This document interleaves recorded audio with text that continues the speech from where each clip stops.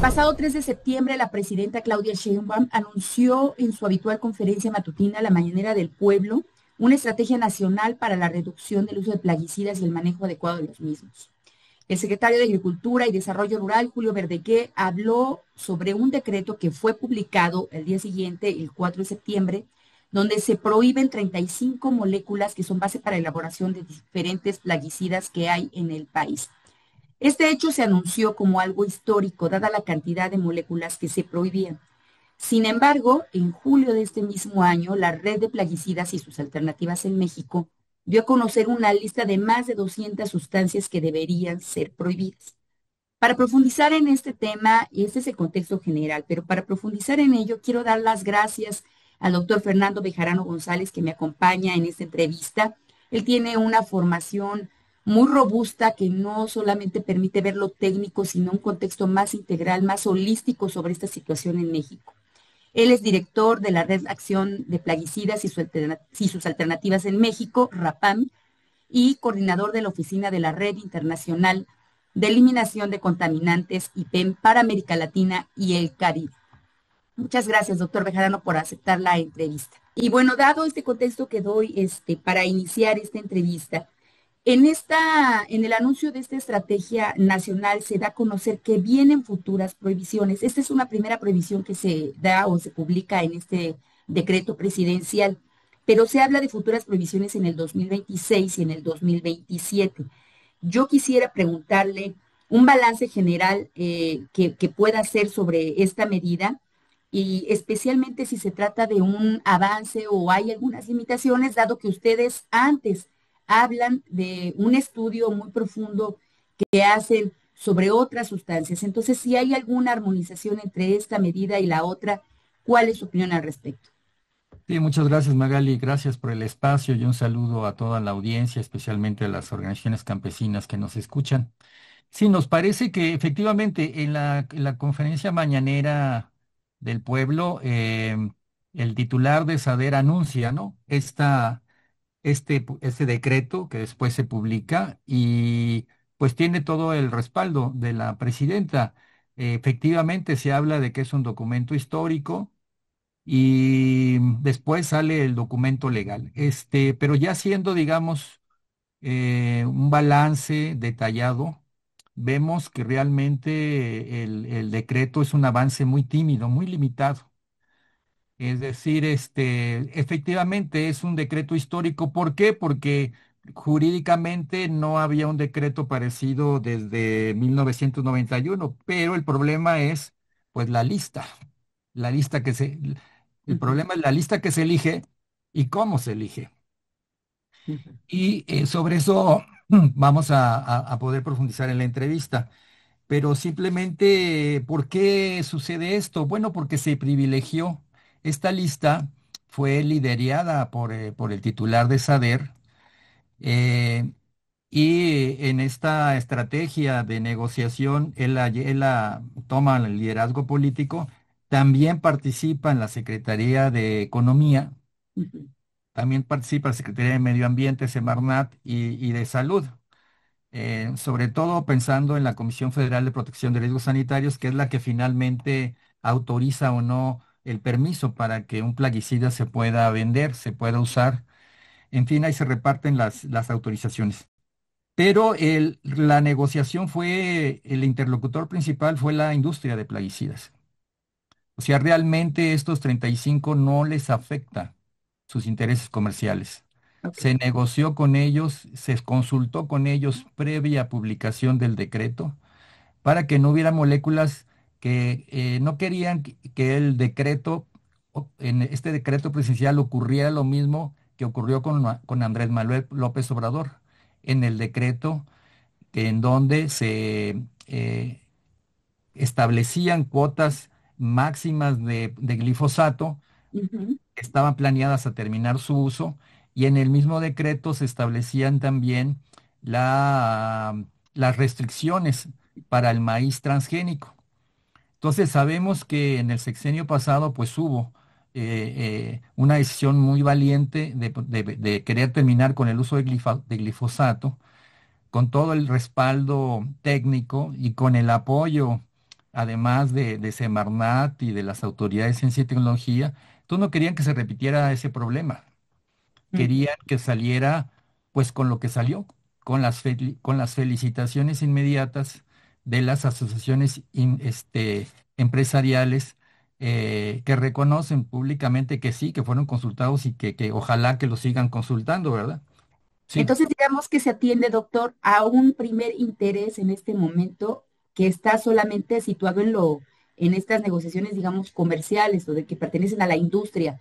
Pero entonces no se cumple con las recomendaciones que ya se habían expresado por parte de la academia o grupos de la sociedad civil.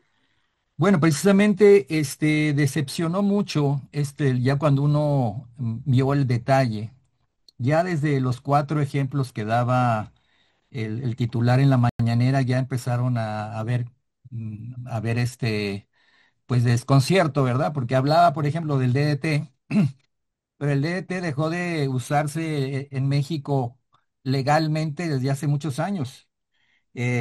Y el uso que tenía, pues ya no aparece, digamos, tiene todos los usos cancelados, solamente desde 2016 ya se notificaba que el DDT ya no debía de usarse por nadie. Ya estaba el DDT, tanto con el DDT endosulfán lindano, pues ya estaban incluidos en el convenio de Estocolmo y era un compromiso internacional para dejarlos de usar. Ya solamente usaban para la Secretaría de Salud para control de paludismo. Pero eso dejó de hacerse ya desde hace muchos años, por lo menos desde hace 2000. Es decir, el decreto sobre todo le pega al uso ilegal de ciertas sustancias, que Ujú, es un mercado negro, un mercado ilegal que compite con el mercado de las empresas que pues sí invierten mucho dinero y para vender sus productos. Entonces realmente se protege estos intereses más que acciones que respondan a los más usados en México, que ya está documentado con evidencia científica que causan un daño irreversible y definitivamente pues no cumple con las demandas y con las recomendaciones de académicos. Recordemos que durante la campaña hubo un conjunto de académicos que a nosotros como RAPAM junto con investigadores colaboramos en la Agenda Socioambiental 2024. Esa agenda socioambiental se presentó a la secretaria, bueno, a la futura secretaria Lisa Bárcenas, se ujú, le presentó en la Universidad Nacional Autónoma de México a la hora secretario de Agricultura, cuando él era coordinador de asesores. Recordemos cómo obtiene el respaldo de la presidenta, porque fue el coordinador de asesores. Pues él venía ujú, de muchos años viviendo en Chile, por parte de la FAO, y en una intensa labor, pues tuvo contacto con los principales grupos. Em, y estuvo entonces, digamos que además de ese análisis más académico, hubo una carta colectiva de más de 200 personas, incluidas organizaciones de todo tipo, tanto organizaciones campesinas como de grupos de defensa del consumidor, donde pedíamos que hubiera una política de Estado que sobre todo le hiciera caso a la recomendación de la Comisión Nacional de Derechos Humanos sobre plaguicidas de alta ujú, peligrosidad. Esa es una recomendación que aceptó al inicio del gobierno de Andrés Manuel López Obrador y que no se ha cumplido. ¿En qué no se ha cumplido? En que dice, el hecho de que ustedes hayan permitido, ustedes autoridades, Estado, Semarnat, SADER, COFEPRIS, porque hay las tres, digamos, colaboran en la autorización de lo que se puede vender, autorizar, importar, exportar. Aunque si ustedes como Estado han permitido que la población esté expuesta de manera crónica a esta mezcla de plaguicidas altamente peligrosos, pues es una negligencia, en pocas palabras, una falta de la debida diligencia para sus obligaciones constitucionales de proteger y prevenir riesgos realmente y efectos que vulneran derechos a la niñez, a pleno desarrollo, a las mujeres, al medio ambiente sano, a la alimentación, al agua, en fin, enumera todo esto. hace muchas recomendaciones, pero la central es, ustedes deben de tener un programa sectorial con objetivos, prioridades, metas medibles y cuantificables y monitoreables que permitan la prohibición progresiva de plaguicidas altamente peligrosos y la reducción de su uso. Ujú. Entonces, eso todavía está sin cumplirse. Digamos que es más bien un acto simbólico. Marca un rumbo de que va a haber futuras prohibiciones, pero digamos, la cuestión es cómo se van a seleccionar las futuras y qué canales de participación va a haber para que realmente se escuche tanto a las organizaciones que sufren esos problemas como a los expertos que hemos dedicado muchos años de estudio y de participación en convenios internacionales sobre esto. De hecho, ya el RAPAM, si me permite, doctor, junto con expertas toxicólogas de la Universidad Autónoma de Nayarit, lo habíamos conversado ya, publicaron este informe de la lista de plaguicidas altamente peligrosos autorizados en México y prohibidos ya en otros países. Es decir, ya hay un gran avance en este trabajo de investigación y de recopilación, sobre todo de esta demanda colectiva o este gran desafío ético, ¿no? Que es un desafío, un gran desafío ético, para las autoridades. Pero en esta lista que ustedes tienen, tenemos la lista de los 35, ¿no? Por ahora, algunos, como ya me decía, bueno, tenían unas características que ya Sí, están hasta prohibidos antes. ¿Cuántos plaguicidas no están más incluidos en esta lista? Supongo que los otros demás, que son muchísimos, pero no sé si nos podría dar el ejemplo de cuáles podrían ser o cuáles son estos, los más urgentes por ser los más peligrosos y además los más consumidos, porque nosotros vimos con nuestra audiencia que cuando nosotros empezamos a publicar esta noticia, algunos nos decían, ese se sigue usando, o nos decían, ese ya ni se usa, el que estamos usando es este otro, claro. ¿no? Entonces son tantos que cuáles tendrían que estar ya en esta investigación que existe, los más peligrosos que deberían de prohibirse de manera prioritaria y por qué. Sí, bueno, esta publicación de la lista de plaguicidas altamente peligrosos autorizados en México y prohibidos en otros países, efectivamente se hizo con los datos públicos que ofrece COFEPRIS en su página electrónica, comparados con dos listas internacionales. Una lista de la Red Internacional de Plaguicidas a la que pertenecemos, que tiene una lista pública que enumera todos los ingredientes activos de plaguicidas y en cuántos países y en qué países se prohíben. Es una lista muy grande. Y otra lista que tiene de los plaguicidas altamente peligrosos, que en donde compila de cada ingrediente activo cómo está clasificado por sistemas de clasificación y etiquetado mundialmente reconocidos por autoridades de la OMS, por agencias de protección ambiental de Estados Unidos, por la aplicación de estos sistemas en la Unión Europea o Japón o que están incluidos en convenios. Entonces, hablamos de efectos muy fuertes, o sea, no solamente que pueden causar muerte a corto plazo, que pueden tener la etiqueta roja, pueden tener otras etiquetas, verde o azul, pero esas etiquetas no nos van a decir los efectos crónicos, principal problema y información limitada de las etiquetas, que te pueden provocar cáncer, que te pueden provocar mutaciones que pueden afectar el desarrollo, la fertilidad en mujeres y hombres, o que son muy bioacumulables, muy persistentes, muy letales a organismos acuáticos, muy problema en abejas, en fin. O sea, son efectos adversos. O sea, hay 200 moléculas en distintas formulaciones que estarían en esta lista. Ahora hay que decir, esas 200 es lo que aparece con autorizaciones. Ujú. ¿Cuántas de ellas se usan? En realidad no lo sabemos con precisión. ¿Por qué? Porque no hay un control en el uso. Es lo que falta. Un control, esas metas de reducción tendrían que estar asociadas a una información pública para saber qué se usa, dónde se usa, y esta información entonces la ciudadanía pueda acompañar la estrategia de reducción de uso y prohibición. Y en Pero este vamos a dar los sentido, ejemplos. sí, por favor, Disculpa, pero para entender el contexto. Eh, sí. clorpirifos, clorpirifos etil. Este es un insecticida que se usa en México. Carioca, Mesfer, el Clorban, en fin, hay que fijarse siempre en las etiquetas, no el nombre comercial, sino en la fórmula, ingrediente activo. Ahí es donde está el nombre de la molécula. Bueno, este clorpirifos pues está ya decidido en el convenio de Estocolmo a partir de mayo que se debe prohibir a nivel mundial, con algunas excepciones que lograron sacar países muy cooptados por la industria. ¿Pero por qué? Bueno, porque este sobre todo es un neurotóxico infantil, es un alterador hormonal a muy bajas dosis.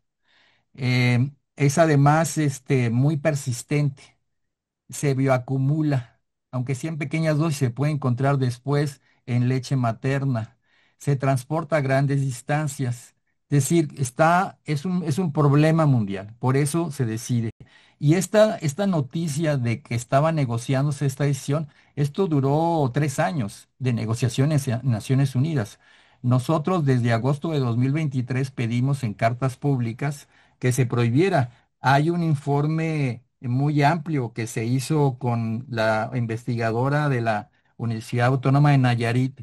A lo mejor no se ve Ujú. aquí, pero bueno, aquí se entregó con oficio de partes a las autoridades responsables y no se ha hecho nada. Por eso se dice, pues tenemos compromiso de proteger la salud del ambiente, ok, pues entonces sería este el prioritario. Otro, el fipronil y los neonicotinoides que causan la mortalidad de abejas.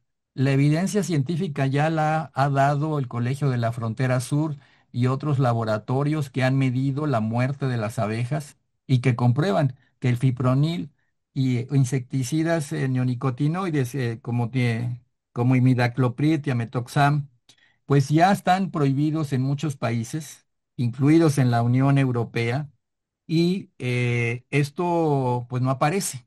También es uno de los prohibidos. Es decir, se está ahorita trabajando con las comunidades para reforzar los protocolos de aviso después de que se murieron las abejas. O sea, está bien para que haya pruebas, pero lo mejor es prevenir el daño, Claro. que no se sigan. Preocupa mucho que hay opiniones en Sader donde en un documento técnico que enviaron algunos medios, donde dice que, y cito textual, Sí. los principales insecticidas causantes de muertes de abejas son fipronil, imidacloprid, tiametoxam y deltametrina. Sin embargo, estos insecticidas no se incluyen en el decreto de prohibición toda vez que son una opción viable para controlar diversas plagas de importancia agrícola. Estas moléculas se incorporarán en un mecanismo de venta controlada en el marco de la Estrategia Nacional para Reducción y Uso Adecuado de Plaguicidas.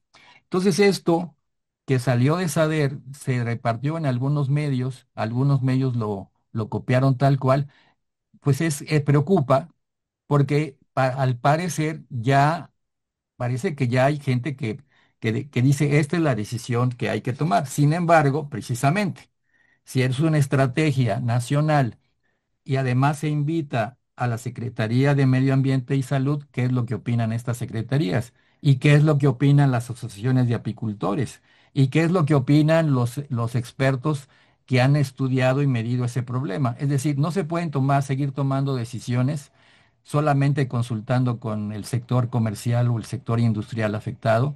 Tiene que haber un mecanismo transparente para que todas las voces sean oídas y entonces realmente se pueda discutir por qué se dice que no hay alternativas, quién dice que no hay y qué opinan las organizaciones de productores que ya han encontrado alternativas no solo para sino para muchos otros plaguicidas.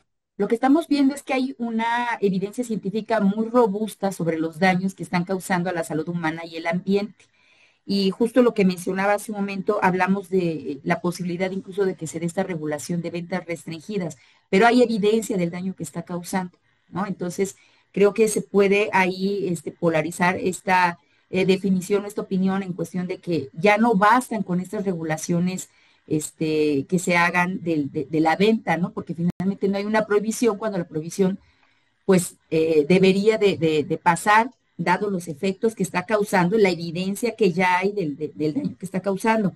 Entonces, esto podría ser como parte de una simulación, lo que puede pertenecer a la estrategia, y yo le diría, ¿y para qué? para que no fuera o no caer más en simulaciones, ¿no? O para que no se entendiera de esa manera, también qué otras medidas tendrían que tomarse ya en un marco jurídico general, ¿no? Para poder acompañar todo esto, ¿no? Porque si no se avanza de una manera en prohibiciones, pero siempre se dice, ¿no? Por la otra parte o se asustan de pronto a las comunidades y se les dicen, se les va a prohibir, pero no se están dando opciones. ¿Opciones a Claro. qué? ¿No? Sí, precisamente, digo, también está pendiente el decreto presidencial que le ponía fin al uso de glifosato. Sí. Precisamente en el caso del glifosato, en el sexenio pasado se avanzó muchísimo en apoyos de CONACYT para que incluso en proyectos de investigación se produjeran nuevas moléculas de menor peligrosidad, que incluso se puedan usar para estrategias de transición agroecológica, agricultura orgánica. Esas moléculas ya están entrando en el mercado. Y además hubo una serie de programas de acompañamiento técnico para promover este cambio de mentalidad y orientación para concebir el manejo de plagas y enfermedades de una manera más amplia. No se trata solo de sustituir un producto por otro, sino entender que en la medida que estamos usando, sobre todo a escalas medianas y grandes, monocultivos, pues esos Ujú, monocultivos están simplificando la diversidad biológica del ecosistema, estamos acabando con los insectos benéficos que pueden ayudarnos en control de plagas y entonces hay una experiencia acumulada social que debe de ampliarse y apoyarse. Entonces, eso sería, pues digamos, el otro ujú, eje de lo que demandamos, prohibición progresiva con un enfoque de derechos humanos y ampliación de la transformación agroecológica de los temas agrícolas. Ahora, ¿por qué de todos modos decimos que es un tímido avance? Bueno, porque sí, la venta controlada es necesaria, pero siempre que esté ligada a metas de reducción de manera transparente y pública. O sea, sí se debe de control, no sé, ahorita cualquier persona puede llegar, un adolescente, una mujer embarazada, porque el técnico que a lo mejor recibe una comisión de alguna empresa de plaguicidas le recomendó que ese es el producto y lo compra sin ningún tipo de control. O sea, sí está bien que haya controles y eso se debería ampliarse a estos 200 plaguicidas altamente peligrosos, pero ujú, eso debe estar ligado no solamente a las metas de reducción de uso y las prioridades para la prohibición y la discusión de alternativas tendría que consultarse no solamente a los cuerpos técnicos que tienen esta mentalidad ya anticuada de la Revolución Verde, que no pueden concebir que haya una agricultura sin venenos, ¿no? Que piensan que ni modo, que nosotros tenemos que correr el riesgo, aunque nadie nos haya preguntado, ¿verdad? El deber del Estado es prevenir los riesgos, porque esto ujú. viola de nuestros derechos fundamentales. Entonces, hay todavía otras medidas. eh, Perdón que le dé la vuelta y regresando a tu pregunta, Sí. hay otras medidas que están pendientes que se iniciaron en el sexenio de Andrés Manuel López Obrador. Y esto significa un nuevo reglamento, nuevas reglas para la autorización de plaguicidas.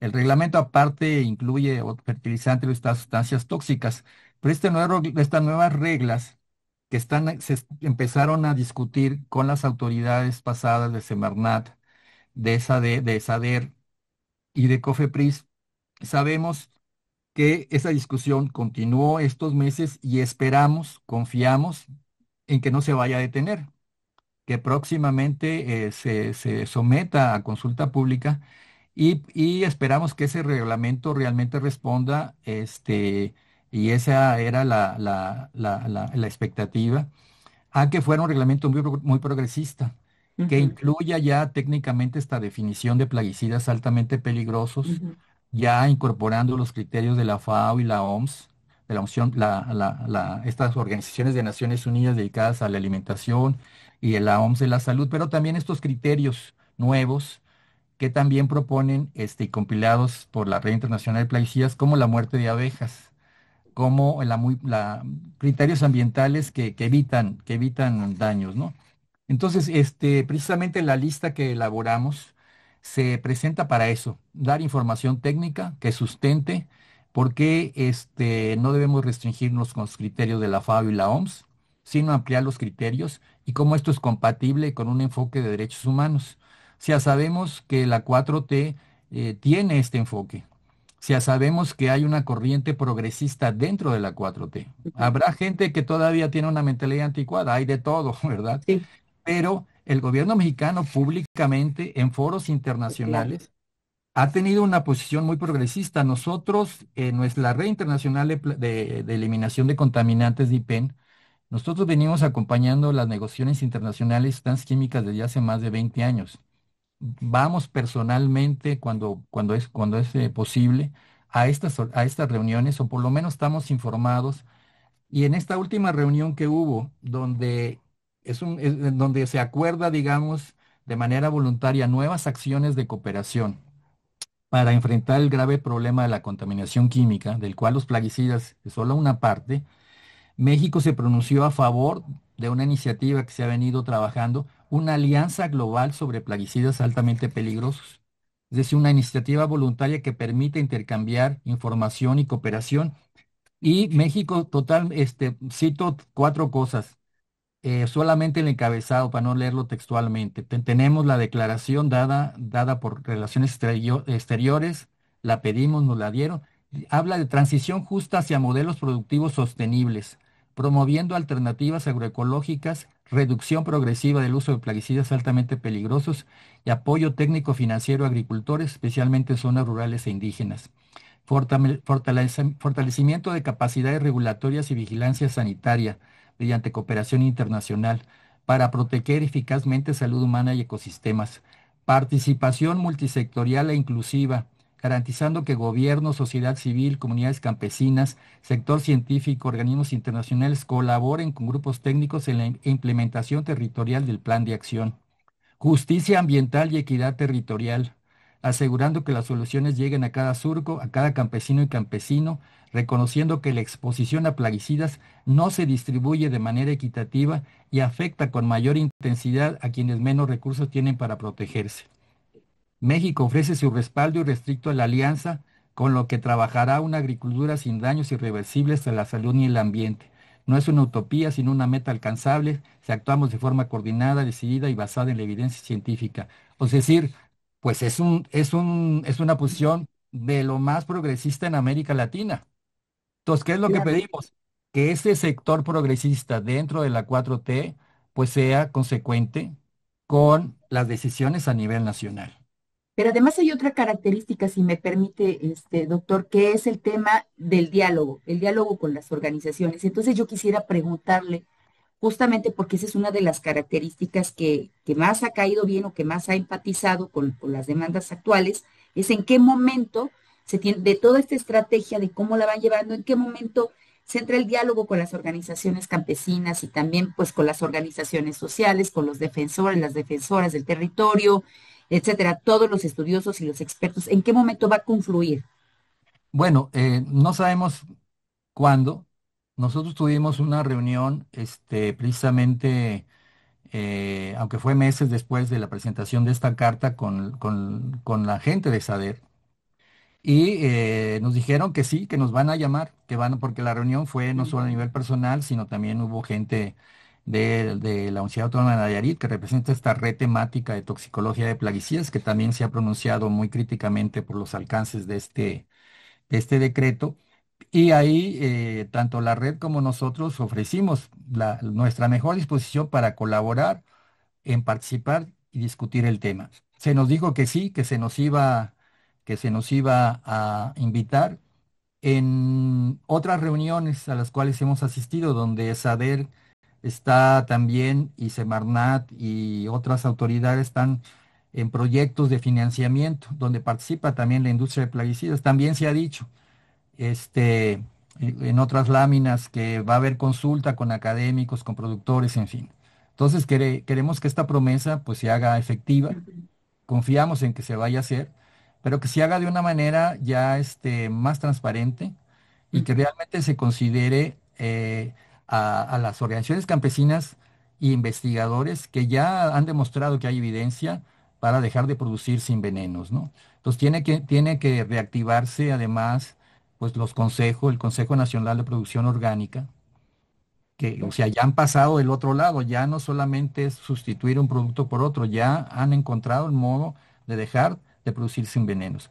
O aquellos en transición, tienen que invitar también al grupo de empresarios que están ofreciendo bioinsumos, que están ofreciendo moléculas con Ujú. registro sanitario, con registro de COFEPRIS, pero que tienen menor peligrosidad porque solamente se enfocaron en la negociación con los grandes intereses, con las transnacionales, que también tienen el control de las semillas y que también están teniendo un peso político importante porque, por ejemplo, Monsanto, Bayer, que apareció en la mañanera anunciando inversiones farmacéuticas y como es propietaria también de Monsanto y lo defiende, a una pregunta del reportero, pues igual volvió a decir que que el glifosato es completamente seguro, y que no pasa nada, ¿no? Entonces, o sea, tiene que haber un balance también para que realmente las promesas de esa transformación agroecológica, de garantizar nuestros derechos humanos que existe dentro del proyecto de la 4T, y yo creo que la presidenta actúa de muy buena fe. Sin embargo, aquí pues SADER tiene que considerar otros actores, ¿no? Y las Claro, autoridades de ambiente y salud también tienen que decir, tienen que hacer su parte. Pues ellos también tienen la obligación, de cumplir con su mandato, proteger la salud, proteger el ambiente y también tenemos que ver a los derechos humanos. La Comisión Nacional de Derechos Humanos también está informada de todo esto, pero también nosotros como ciudadanos debemos de ver los derechos humanos también como de una manera activa, reivindicando estos derechos. O sea, aquí evidentemente estamos en una transición, ¿verdad?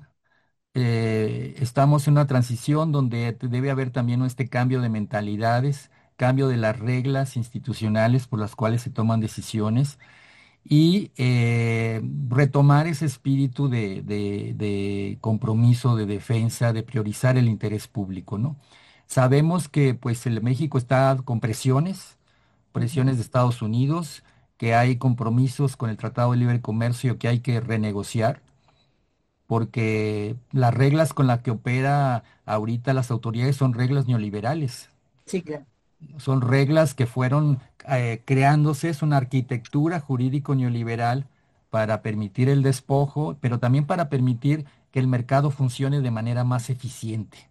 Esa es la preocupación de una visión neoliberal de la regulación, que el mercado sea más eficiente, que se combate el uso ilegal, que las decisiones finales pues, sean tomadas por los agricultores, que no se les presione, este, y el problema, y ver los derechos humanos, pues ya como algo que ni modo, pues ya si ya te violaron tus derechos humanos, pues que puedas ir a una comisión que te ayude, pero no, debe haber un derecho humano, se debe de prevenir, significa prevenir riesgos, prevenir esta exposición y tener este derecho a un medio ambiente sano, a un desarrollo pleno. Entonces pensamos que esas son aspiraciones de protección a la población que están presentes, pero que tienen que acompañarse pues también de una participación activa de los gobiernos estatales y Ujú. confiamos y sabemos que hay nuevas generaciones de agroecólogos, universidades que están con este enfoque, gente del Congreso que está promoviendo cambios importantes, lo vemos en Colima, lo vemos en otros estados, vemos municipios que están tratando de trabajar con la Procuraduría Agraria para que en la renta de tierras, cuando vienen rentistas que aplican agrotóxicos, exprimen la tierra y luego se van dejando el Ujú. problema en las comunidades. En fin, ya sabemos que el problema es complejo, pero esto pensamos que puede caminar con la gente también defendiendo y participando en los espacios para que pueda participar en estas decisiones que nos afectan a todos, ¿no? Ahora, ¿cómo, a pesar de que hay mucha evidencia sobre el tema de los daños que causan a la salud humana y al ambiente, y se ha hablado mucho de este tema de la participación de la agroecología, no sé si ya existe ahora o cómo se puede generar un mecanismo para poder evaluar efectivamente las alternativas a los plaguicidas. Es decir, cómo se puede ir generando esta evidencia, ¿no? Para que muchas comunidades campesinas o muchas pequeñas empresas que participan en toda esta, pues en esta cadena productiva tienen miedo, ¿no? Y dicen, es que el primer argumento también es, eso no sirve, vamos a dejar de producir, la demanda de alimentos es muy alta, ¿no? Todavía con esos Sí, discursos, esas narrativas de cómo hacer, incluso yo no diría para su sustitución, sino para prescindir de estos venenos sí, completamente en la agricultura. sí, yo creo que precisamente se tiene que armar esta estrategia. Ujú, O sea, nos están diciendo que en esta estrategia están participando agricultura, ujú, economía, Secretaría de Medio Ambiente y Salud. Falta, digamos, ver cuáles son los canales de participación del sector académico que no tenga conflictos de interés con la industria, claro. porque hay de todo, Ujú, pero hay afortunadamente en México, está la red temática de plaguicidas, más de 100 expertos muchos en toxicología de distintas universidades del país y que hay otras sociedades, hay una red de académicos en una red de laboratorios que están promoviendo la evidencia. Pero también están los agricultores organizados, ya que están transitando en cooperativas, en mecanismos de certificación participativa, en fin. Ahora, el apoyo a la agroecología está disperso. La SADER tiene una dirección de agroecología. ujú, Semarnat debe de impulsar también aspectos agroecológicos, sobre todo en áreas naturales protegidas. Secretaría de Economía no está presente, por ejemplo, en la estrategia. ujú, Y Secretaría de Economía tiene el mayor presupuesto y además tiene un programa de Sembrando Vida y que incluye también una orientación agroecológica. Sembrando Vida tendría que estar en la definición de esta estratégica. La ujú, Procuraduría Agraria no está incluida. La Procuraduría Agraria está encabezada por una persona que fue subsecretario de Agricultura y que tiene una visión y un claro. compromiso con el sector campesino sin tacha. Entonces debe de estar presente. ¿Por qué? Porque es precisamente el mayor territorio agrícola del país está en manos de una propiedad social que tiene que fortalecerse, tiene que restablecerse y fortalecerse ese sujeto agrario, esa discusión colectiva de los problemas. Entonces, nuestra opinión en esa estrategia debe estar incluida también Secretaría de Bienestar con los programas Sembrando Vida, Procuraduría Agraria y el sector social y académico para impulsar realmente soluciones y estrategias compatibles, no quedarse en el buen uso y manejo adecuado de plaguicidas, para que se siga la etiqueta, se ponga uno el equipo de protección y ahí se acabó, como es los límites que quiere la industria que ahí se quede, sino avanzar y ligarlo de manera orgánica a la transformación agroecológica de los sistemas alimentarios, no solo del pequeño y mediano productor, que es la visión que domina en Así SADE. es. La visión que domina en SADER, si uno ve incluso las reglas de operación, reconocen que en la agricultura, por eso hay una dirección de agroecología que da continuidad a lo que se inició el sexenio pasado. Pero la visión que domina en SADER es que bueno, está bien para pequeños y medianos, pero en la gran escala o medianos incluso, pues eso es otra cosa. Ahí hay que respetar el negocio y hay que llegar a arreglos con el Consejo Nacional Agropecuario y con todas estas organizaciones. Entonces, también ahí debe haber incentivos para también con una política de crédito, obligar a los bancos que abran apoyos financieros para que den incentivos también a esta transición. Es decir, hay una política rural integral. Recordemos que en la reunión de Chinameca, donde se hace Ujú, el acuerdo de apoyar políticamente a Claudia Sheinbaum, las organizaciones campesinas presentan un pliego de demandas, pero incluyen la demanda de una transición agroecológica de los sistemas alimentarios. Entonces ahí coincidimos, organizaciones campesinas, grupos de académicos y organizaciones de interés público en que debemos trabajar juntos. En esa tarea, por supuesto, se van a incorporar las asociaciones de consumidores. Todos nosotros, al comer una ensalada, puede tener residuos por partes mormillón de docenas de plaguicidas que no nos van a causar tal vez un problema a corto plazo, pero a la larga definitivamente nos va a causar un problema. Entonces debe hacer un esfuerzo, por eso hablamos de una Claro. política de Estado en sentido amplio, también con incentivos a las universidades. También la Secretaría de Ciencia y Tecnología debería retomar los apoyos para los proyectos, debería darle continuidad, no solamente enfocarse, que está bien, a estos colectivos de investigadores. Es decir, vemos en la Secretaría de lo que se puede hacer cuando hay voluntad política de conjuntar distintos científicos de distintas universidades en un proyecto conjunto para sacar un carrito eléctrico, Ujú.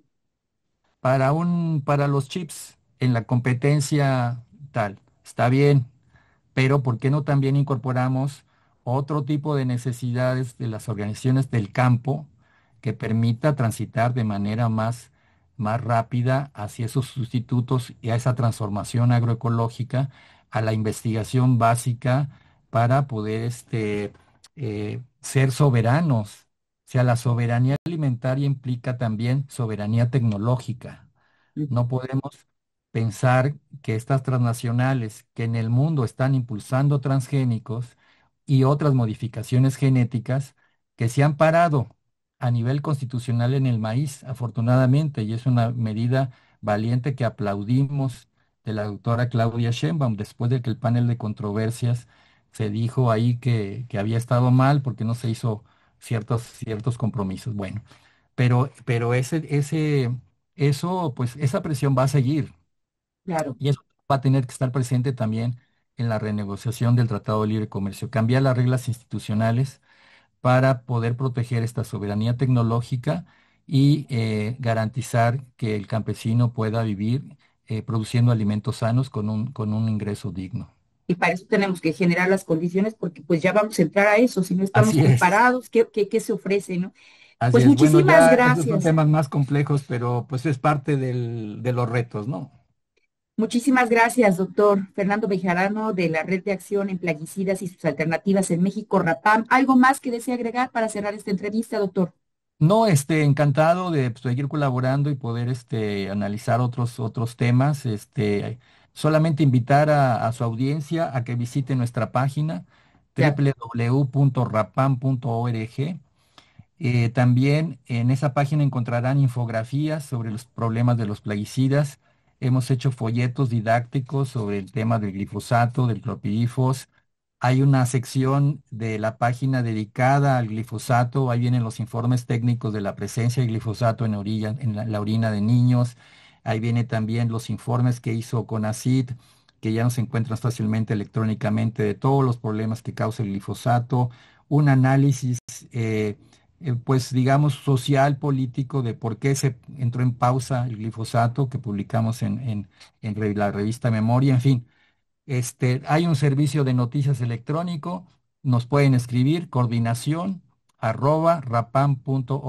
Repito, coordinación con doble O, @rapam con m.org, para que puedan tener pues una información que no fácilmente se encuentra de un punto de vista fundamentado, pero crítico al uso de plaguicidas y dando a conocer las alternativas que se están emergiendo en distintas partes de México y en otras partes del mundo.